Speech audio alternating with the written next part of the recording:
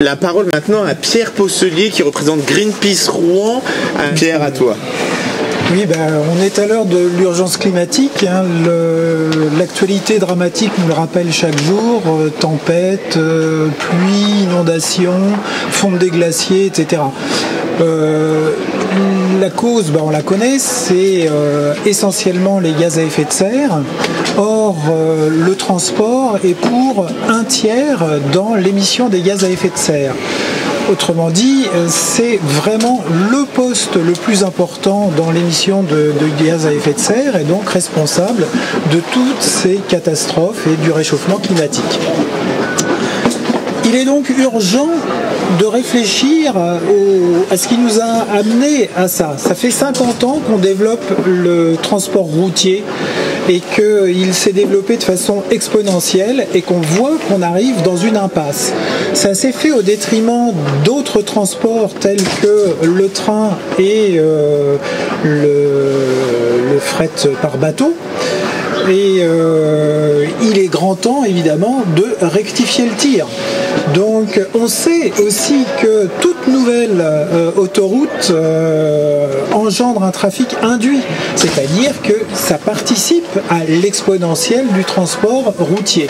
Voilà. Donc, aujourd'hui, il faut arrêter ce développement autoroutier et le remplacer par un développement, évidemment, du ferroviaire en priorité.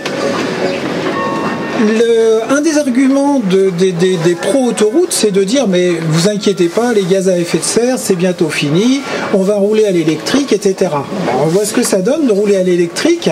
On est en train de nous pondre des projets de camions de 60 tonnes qui risqueraient de débarquer partout en Europe. Pourquoi ? Parce que, oui, voilà, il y a quand même des batteries qui pèsent très très lourd et qu'il va falloir rentabiliser. Alors je voudrais rappeler qu'il y a un autre transport qui n'a pas besoin de batterie, qui peut transporter beaucoup plus que 60 tonnes à la fois, c'est le train. Il y a de l'électricité aussi et en plus il y a moins de gaspillage électrique puisque quand on recharge et qu'on décharge des batteries, il y a toujours une perte d'énergie. Voilà.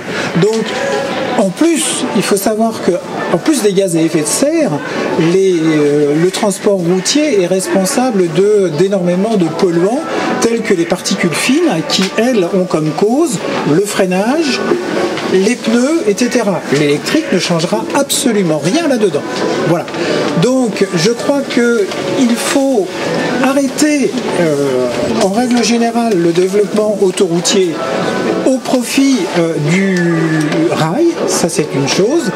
Sur le plan local, on nous raconte aussi que le tunnel sous la Grand-Mare serait saturé, etc. Mais à quelles heures il est saturé ?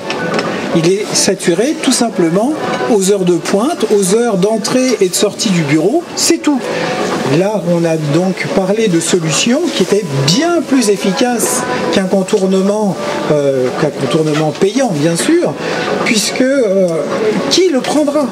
Qui prendrait de ceux qui vont dans le tunnel sous la Grand-Mare, qui prendrait ce contournement qui va faire plus de kilomètres, donc dépenser plus de carburant, et qui va avoir un prix exorbitant.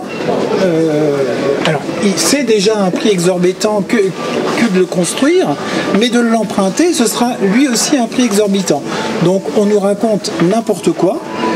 Et dernière chose aussi, actuellement, on dit voilà, mais il y a des tas de camions, etc. Mais ces camions, ils pourraient passer par un autre endroit.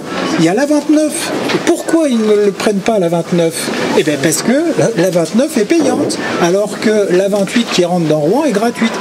Qu'est-ce que vous croyez qu'ils vont prendre une autoroute qui sera payante plus à l'est ? C'est totalement faux. Par contre, on sait qu'effectivement, ça engendrera un trafic supplémentaire du nord vers le sud de l'Europe qui effectivement évitera Paris et qui permettra d'aller vite par la route. Voilà. Donc nous, on dit non. Il faut du ferroviaire, il faut du fluvial, mais il faut arrêter le développement de ces autoroutes.